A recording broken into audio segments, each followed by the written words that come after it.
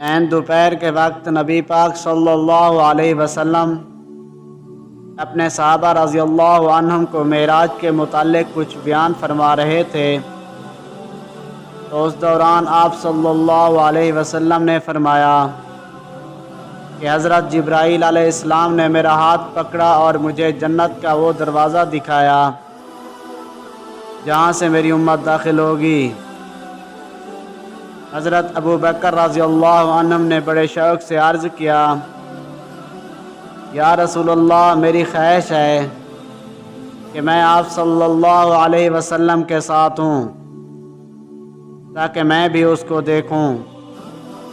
آپ صلی اللہ علیہ وسلم نے فرمایا، خبردار، تم میری امت کے پہلے شخص ہو جو اس دروازے سے جنت میں داخل ہوگے۔